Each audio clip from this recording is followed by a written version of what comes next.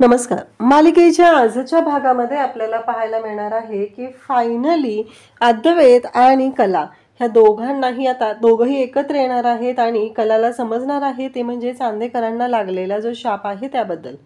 पण कला आता त्या गोष्टीवरती उपाय काढणार आहे. अद्वैतला सांगणार आहे की काहीही झालं आणि कोणताही शाप असला तरीही तो आपल्याला वेगळं करू शकत नाही, अशा पद्धतीने कला अद्वैतला तिथे सांगणार आहे. हे सगळं कशा पद्धतीने होणार आहे ते आपण आजच्या या व्हिडिओमध्ये पाहणार आहोत.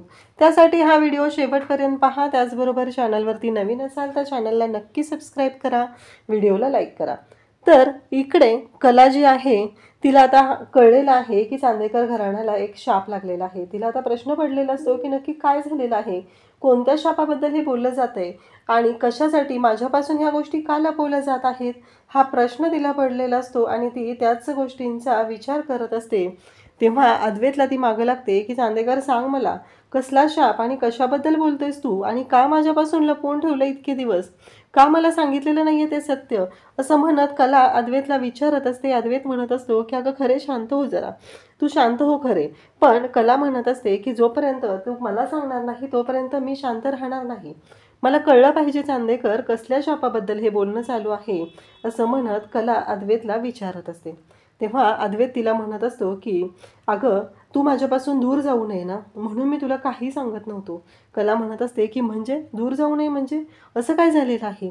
तेव्हा अद्वैत तिला सांगत असतो की हो, असंच झालेलं आहे. म्हणून तर कारण या घरामध्ये कोणाचे संसार टिकत नाही आहेत, या घरामध्ये प्रत्येकाच्या संसारावरती अरिष्ट येते, असं अद्वैत तिला सांगत आहे. तेव्हा मात्र कला अद्वैतला सांगते की काहीही झालं तरीही चांदेकर आपल्या संसाराच्या बाबतीत असं काहीही होणार नाही, हे सगळं तिने सांगितलेलं आहे. आणि या सगळ्या गोष्टी जेव्हा घडलेल्या आहेत तेव्हा मात्र इकडे कला आता अद्वैत बरोबर ठामपणे उभी राहिलेली आहे घरावरचं संकट परतवून लावण्यासाठी. तर आजच्या भागाच्या रिव्ह्यूला आपण सुरुवात करूया. कलाला आबांनी आता दशाननाचे चेहरे बनवायला सांगितलेले आहेत आणि त्याचबरोबर कलाला ह्या गोष्टी जेव्हा आबांनी सांगितलेल्या असतात त्याचबरोबर आबांनी हेही सांगितलेलं आहे की सगळ्यांना दिलेली वाटून कामं जी आहेत ती प्रत्येकाने करायची आहेत. प्रत्येकाने आपापलं काम अगदी व्यवस्थित पद्धतीने करायचं आहे आणि त्याचबरोबर सगळेजण आपापलं काम करत असतात. त्यासोबतच इकडे पाहायला मिळतं ते म्हणजे या सगळ्या गोष्टी जेव्हा घडत असतात तेव्हा मात्र इकडे सगळेजण पाहत असतात आणि त्याच वेळी रजनी आणि सरोज यांना सुद्धा दशाननाचे बाकीचे अवयव तयार करायला सांगितलेले असतात आणि त्या पद्धतीने काम सुरू झालेलं असतं. तेव्हा मात्र आबा तिथे असतात. आबा सगळ्यांकडे अगदी पाहत असतात, सगळ्यांना काय हवं नको ते पाहत असतात आणि त्याचबरोबर कलाला म्हणतात की कला आता दशाननाचा चेहरा बनवायला घे, बाकीचं सगळं झालंय ना तुझं, असं आबा तिला सांगू लागतात. तेव्हा कला म्हणत असते की हो आबा. तर आबा म्हणतात पण तुला एक काम करायचं आहे. तेव्हा कला म्हणते काय झालं आबा, काय करायचं आहे. तेव्हा आबा सांगू लागतात की कला दशाननाचा चेहरा बनवताना तुला तुझ्या चेहऱ्यावरती डोळ्यावरती पट्टी बांधायची आहे, कारण आपल्या घरची ती प्रथा आहे. आपण डोळ्यावरती पट्टी बांधायची आणि मग दशाननाचे चेहरे बनवायचे. तेव्हा कला म्हणते चालेल आबा.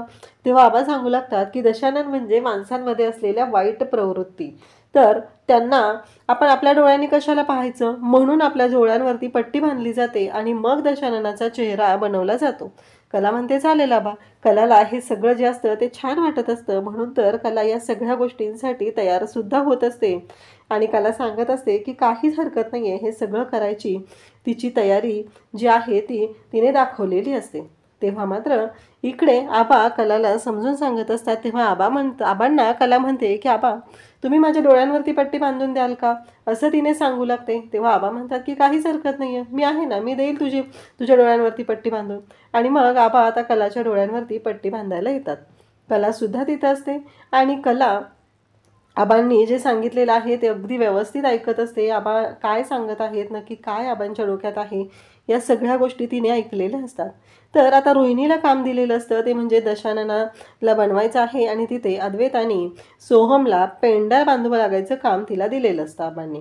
परंतु रोहिणीला मात्र ती गोष्ट अजिबात आवडलेली नसते आणि रोहिणीचं असं असतं की नाही, मला पहिलं जाऊन ते माझे पेपर शोधायचे आहेत, ते कुठे गेलेत. मी वकिलांकडून पैसे देऊन प्रॉपर्टी पेपर बनवून आणलेले होते आणि त्या प्रॉपर्टी पेपरचं काय झालेलं आहे हा प्रश्न मात्र तिला पडलेला असतो. आणि तेव्हा इकडे ज्या गोष्टी घडत असतात, कलाने इकडे आता दशाननाचा चेहरा बनवायला घेतलेला असतो आणि अद्वैत त्याचबरोबर सोहम सगळ्यांना आपापली कामं दिलेली असतात. आता या सगळ्यामध्ये रोहिणी चुकारपणा करणार हे आबांना आधीच माहिती असतं.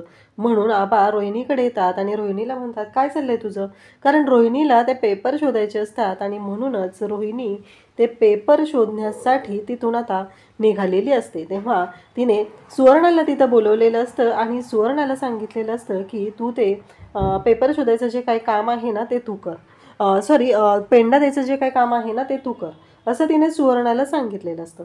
मग सुवर्ण आता तिथं पेंड्या द्यायचं काम करत असते. आबा म्हणतात की काय चाललंय रोहिणी, हे काम मी तुला सांगितलेलं ना, दे आत्ताच्या आत्ता त्या दोघांना. आणि सुवर्ण, तुला बाकीची कामं नाही आहेत का? जा तू बाकीची कामं करून घे जा, असं म्हणत आबांनी एका क्षणात रोहिणीचा डाव तिथं उधळलेला असतो आणि रोहिणीची वाट लागलेली असते. त्याचबरोबर सरोज, त्याचबरोबर रजनी सगळेजण आपापली कामं करत असतात. पण काम चुकारपणा करायचा असतो तो या रोहिणीला करायचा असतो. का तर तिचं महत्त्वाचं काम आहे. तिने एवढे प्रॉपर्टी पेपर आता कष्टाने बनवून आणलेले आहेत. ही फुकटची प्रॉपर्टी स्वतःला लुबाडायची आहे. म्हणजे हे जे काम आहे ते किती महत्त्वाचं आहे तिचं, ते तर बरोबरच आहे ना. हे सगळं अशा पद्धतीने तिचं चाललेलं असतं. तेव्हा मात्र आता या सगळ्या गोष्टी जेव्हा घडत असतात तेव्हा मात्र आबांनी तिची चांगलीच वाट लावलेली असते. तेव्हा कलाने बनवलेला जो दशाननाचा चेहरा आहे तो चेहरा कला आबांना दाखवत असते आणि आबांना म्हणत असते की हे बघा आबा, हे बनवून झालेलं आहे.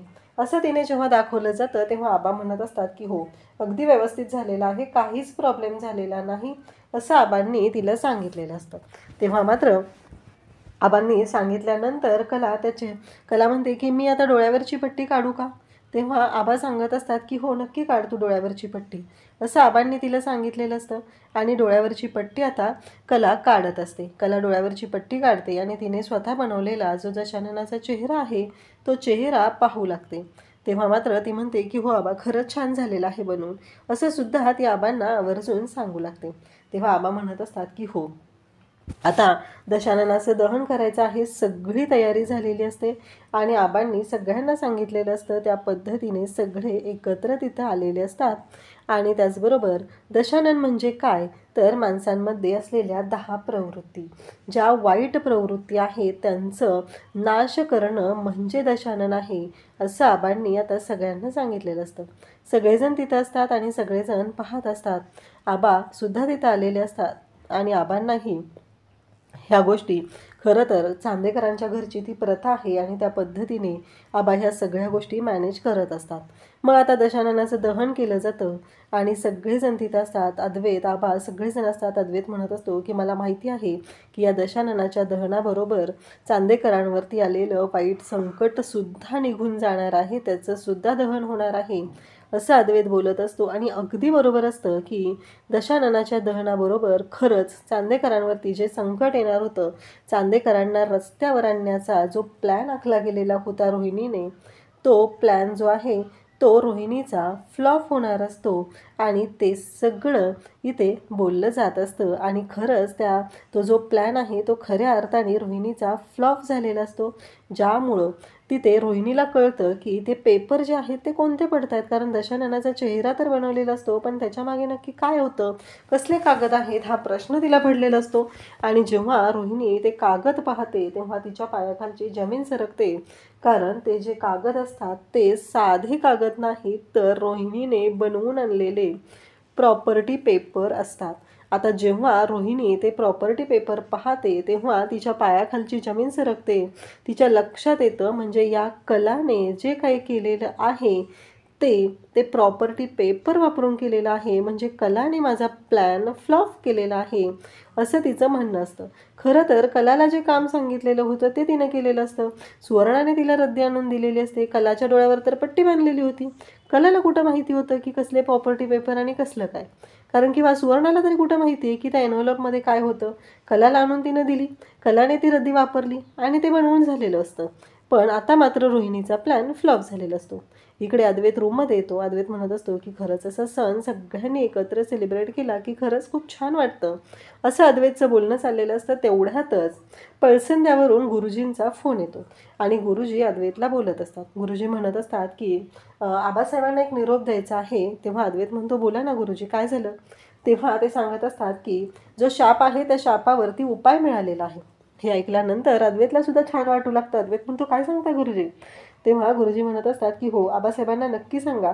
तेव्हा अद्वैत म्हणतो की हो, नक्की सांगतो आणि लवकरच आता आम्ही हे पळसंदाला येतो, तिथं आल्यानंतर भेटून बोलूया, असं बोलणं चाललेलं असतं. तेवढ्यातच कला तिथं आलेली असते. कला अद्वैतला विचारू लागते की काय झालं चांदेकर, तू काय बोलत होता?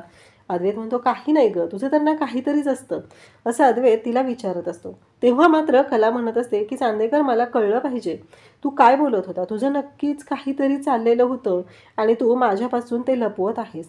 तेव्हा अद्वैत म्हणतो की अगं, मी काही लपवत नाही आहे तुझ्यापासून, माझं काही वेगळं चाललेलं नव्हतं. तेव्हा मात्र ती म्हणत असते की नाही, काहीतरी होतंच तुझं.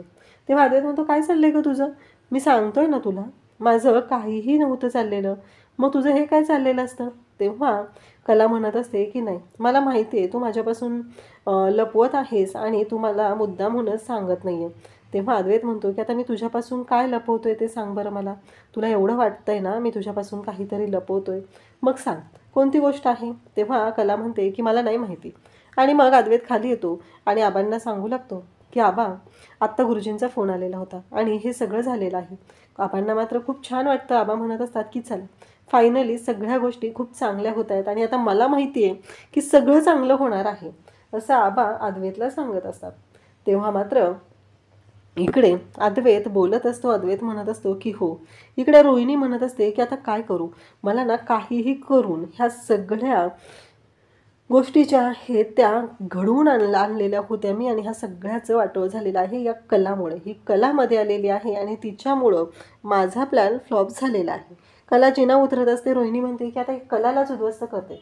जेव्हापासून कला या घरात आलेली आहे ना, तेव्हापासून माझ्या मुलाचं आणि माझं आयुष्य उद्ध्वस्त करण्याचं काम या कलाने केलेलं आहे. त्यामुळं आता मी शांत राहणार नाही, असं ते बोलणं चाललेलं असतं. आणि तेव्हा मात्र ती म्हणत असते आणि मग ती कला जिन्यातून येत असते तर मुद्दाम जाऊन कलाला धक्का देते आणि कलाला पाडण्याचा प्लॅन करते आणि कला जिन्यातून घसरते. कला खाली येते. आता सगळेजण, सरोज, रजनी, सर्वजण तिथं असतात आणि सर्वजण जाऊन कलाला वाचवणार. कला मात्र जिन्यातून भयानक पद्धतीने खाली पडणार असते, परंतु कलावर जीव ओवाळून टाकणारा अद्वैत तिथं असतो आणि जोपर्यंत अद्वैत कलाच्या सोबत आहे तोपर्यंत इकडे नक्कीच त्या दोघांना कोणीच वेगळं करू शकणार नाही. आणि त्याचबरोबर हे सगळं जेव्हा घडत असतं तेव्हा मात्र अद्वैतने येऊन तिला सावरलेलं असतं. अद्वैतने जणू काही कलाला मिठीत घेतलेलं असतं. आणि त्याचबरोबर हे सगळं जेव्हा घडत असतं तेव्हा मात्र कला म्हणत असते की चांदेकर, आणि मग सगळेजण तिथं पाहत असतात. सगळ्यांच्या लक्षात आलेलं असतं की काय घडतंय ते. आणि तेव्हा मात्र कला तिथं म्हणत असते की चांदेकर. अद्वैत म्हणतो की आता काय झालं? तेव्हा कला म्हणत असते तसं नाही आहे. मग सरोजचं लक्ष रोहिणीकडे असतं आणि रोहिणीला ती म्हणत असते, तुला कळत नाही आहे का गं, बघून चालायचं, तुझं काय चाललेलं असतं आणि कसल्या तू धुंदीत असतेस एवढी? तुला माहिती आहे ना आत्ता तू मुद्दाम धक्का दिलेला आहे. सरोजला लगेचच रोहिणी म्हणायला सुरुवात करते, मी असं काही केलेलं नाही आहे गं सरोज वहिनी, तू काय प्रत्येक वेळेस माझ्यावरच येत असतेस, मी असं काहीच केलेलं नाही आहे, असं ती सांगत असते. साडीत पाय अडकला माझा, दुसरं काहीच झालेलं नाही आहे. नशीब इथे सरोजने स्वतः पाहिलेलं होतं की हिने काय गोंधळ घातलेला आहे, नक्की काय केलेलं आहे, आणि तरीही ही बाई सपशेल खोटं बोलत असते. आबा म्हणत असतात की चला ठीक आहे, आणि आबा अद्वैतला म्हणत असतात की अद्वैत, मला ना एक गोष्ट बोलायची आहे, आणि ती म्हणजेच की आत्ता मला काय वाटतं माहिती आहे का, मागतकऱ्यांना आपण दान करूया. एकदा का दान केलं की सगळ्या गोष्टी व्यवस्थित होतील, असं आबांचं म्हणणं असतं. आणि म्हणूनच आबांनी आता दानधर्म करायचं ठरवलेलं आहे. आबा दानधर्म करण्याबद्दल बोलत असतात आणि तेव्हा मात्र इकडे आबा ह्या सगळ्या गोष्टी बोलत असतात आणि त्याच वेळी अद्वैतला सांगतात की चालेल. अद्वैत पण म्हणतो की हो. इकडे आता संगीता घरी असते. काजलला फोन आलेला असतो की बाहेर ये म्हणून. काजल म्हणते की बाबा मी जाऊन आलोच, असं म्हणत काजल आता निघालेली असते. तेवढ्यातच संगीता म्हणते की पोरीच्या जातीनं जरा पोरीसारखं राहावं, जे काही चाललेलं आहे ना ते योग्य नाही, एवढं लक्षात ठेवायचं, अशा भाषेत संगीता तिला ओरडायला सुरुवात करते. आणि संगीताचं हे काय बोलणं असतं ते ऐकून काजल लगेचच तिथे पक्याला फोन करून सांगते की पक्या, मी काय येणार नाही आहे, मला नाही जमणार आहे यायला. आणि काजलने हे सगळं फोन करून सांगितलेलं असतं. इकडे आबा म्हणत असतात की मला काय वाटतं माहिती आहे का, काही पैसे पण लागतील, माझ्या अकाउंटमधून पैसे काढून आणायचे आहेत, मला वाटते पैशांची पण आपण मदत केली पाहिजे. असं आबांचं बोलणं चाललेलं असतं. तेव्हा मात्र अद्वैत आणि त्याचबरोबर आबा सगळेजण तिथं आहेत. आबांचं हे बोलणं चाललेलं आहे आणि त्याच वेळी जेव्हा हे सगळं घडत असतं तेव्हा रोहिणी म्हणते की डॅड मी बाहेरच जाणार आहे, तर मी आणू का पैसे काढून, चालेल का तसं? तेव्हा आबा म्हणतात की हो चालेल, जा माझं चेकबुक आहे ना ते घेऊन ये जा. आणि मग चेकबुक आणायला रोहिणीला पाठवतात आणि रोहिणीला म्हणतात की चेकबुक घेऊन ये, बघूया काय करता येते ते. असं चाललेलं असतं. तेव्हा मात्र आबांनी सांगितलेलं आहे म्हटल्यावर आता रोहिणी धावतच जाते चेकबुक आणायला, कारण तिचं महत्त्वाचं काम असतं. ती म्हणत असते की चला, म्हणजे या सगळ्या गोष्टी घडलेल्या होत्या आणि आत्ता कालचा जो प्लॅन होता प्रॉपर्टी पेपरचा तो माझा फ्लॉप झालेला आहे. म्हणून काय झालं, आत्ता मी पुन्हा प्लॅन करणार आहे आणि आत्ता त्या कलाला मी दाखवून देणार. मी आता पुन्हा एकदा प्रॉपर्टी पेपर वकिलांकडून बनवून घेते, असं रोहिणीने ठरवलेलं असतं. आणि त्यासाठी तिने आता प्रॉपर्टी पेपर पुन्हा बनवायला घेतलेले असतात. त्यासाठी डॅडची सही लागणार आहे. तर आता डॅड जेव्हा चेकबुकवरती सही करतील तेव्हा त्या सहीचा वापर करून मला हे सगळं वापरता येईल, असा विचार रोहिणीने केलेला असतो. आणि रोहिणीने तो तिचा प्लॅन जो आहे तो वर्क करायला सुद्धा सुरुवात केलेली असते. एक चेक घेतलेला असतो, रायटिंग पॅड घेतलेला असतं, त्याच्यावरती एक पेपर लावलेला असतो आणि ते सगळं घेऊन तिने आबांकडे येते आणि आबांना म्हणते की डॅड याच्यावरती सही करा. पण अचानक तिथं काहीतरी असं घडतं की ते जे पेपर आहेत ते सगळं खाली पडतं आणि रोहिणीचा प्लॅन एका सेकंदात फ्लॉप होतो. म्हणजे रोहिणीने जो विचार केलेला असतो हे सगळं अशा पद्धतीने करायचं आहे आणि चांदेकरांना उद्ध्वस्त करायचा प्लॅन ती आखत असते. पण एका सेकंदात तिचा प्लॅन फ्लॉप झालेला असतो आणि आबांच्या हातून ते रायटिंग पॅड खाली पडलेलं असतं. त्याला लावलेले कागद, तिथे कार्बन पेपर वगैरे सगळं निघून गेलेलं असतं, कारण तिने कार्बन पेपर लावून आबांची सही त्याच्यावरती घेणार असते कॉपी करून आणि ती सही तिला वापरायची असते. आता आबांनी त्यांच्या चेकवर सही केलेली आहे आणि तो चेक रोहिणीला दिलेला असतो. फुकटची हमाली आता रोहिणीला करावी लागणार असते. रोहिणी मात्र विचार करत असते की हे सगळं का माझ्याच बाबतीत असं का होतंय, हा विचार रोहिणीच्या डोक्यात सुरू झालेला असतो. त्याचबरोबर इकडे पाहायला मिळतं ते म्हणजे कलाचे बाबा. ते बोलत असतात की अगं संगे, तू मला सांग काय कशी बोलतेस ग पोरीशी, आपली पोरगी मान्य मला तिच्याकडनं चूक झाली. संगीता म्हणते की हो, माझ्या मनात नसतानाही मला हे सगळं अशा पद्धतीनं तिच्याशी बोलायला लागत आहे. खरंच माझ्या मनातच नाही असं, पण मला हे सगळं बोलायला लागतंय, असं बोलणं चालू असतं. तेव्हा मात्र ह्या सगळ्या गोष्टी जेव्हा घडत असतात तेव्हा तिथं बोलत असतात तेव्हा मात्र म्हणलं जातं की ती म्हणते की मला नाही वाटत की मी अशा पद्धतीने तिच्याशी बोललं पाहिजे, पण माझ्याकडून ते घडतंय, मी मुद्दामहून ते बोलते. असं जेव्हा घडत आहे तेव्हा मात्र इकडे ती म्हणत असते की नाही, मला नाही वाटत असं. मग तिला संगीताला बाबा सांगू लागतात की हे बघ संगे, मला माहिती आहे तुझी इच्छा नाही आहे हे सगळं असं बोलायची, पण तुला बोलावं लागते की नाही. मग याच्यावर एकच उपाय आहे, तो म्हणजे नको बोलू तू, आपली लेक आहे ना, आपल्या लेकीला आपणच सांभाळून घेतलं पाहिजे की नाही, असं आबा तिला सांगू लागतात. तेव्हा मात्र ती म्हणत असते की हो. तर इकडे आबा त्याचबरोबर अद्वैत आता बोलत असतात आणि मग पुढच्या गोष्टी काय करायच्या आहेत हे सगळं चाललेलं असतं. तेव्हा कला आता खाली आलेली असते. कलाला अद्वैत म्हणत असतो की तू वरती जा, तू इथे नको थांबूस, आणि कलाची काळजी घेतली जात असते. आणि मग चांदेकर वगैरे हे सगळं बोलत असतात तेव्हा आबांना ज्या गोष्टी पाहिजे असतात ते सांगितलं जातं. तेव्हा मात्र कला तिथं असते. कला म्हणत असते की काय चाललंय नक्की, मला का कळत नाही आहे. अद्वैत मात्र तिच्यापासून गोष्टी लपवत असतो. ही गोष्ट तिला खूपच त्रासदायक ठरत असते. तिचं असं म्हणणं असतं की का मला का सांगत नाही आहे तू चांदेकर, माझ्यापासून का गोष्टी लपवत असतोस, असं ती बोलत असते. आणि मग उद्याच्या भागात आपल्याला पाहायला मिळतं की रोहिणी तिथं बोलायला लागलेली असते. रोहिणी म्हणत असते की आबा मला काय वाटते माहिती आहे का, हे सगळं का घडतंय, आपल्या चांदेकर घराण्याला लागलेला जो शाप आहे ना त्याच्यामुळं. आता नेमकं कलाच्या कानावरती ते शब्द पडतात आणि कला म्हणू लागते की कशाबद्दल, काय, कसला शाप चांदेकर, सांग ना मला, तू का लपवलंय माझ्यापासून.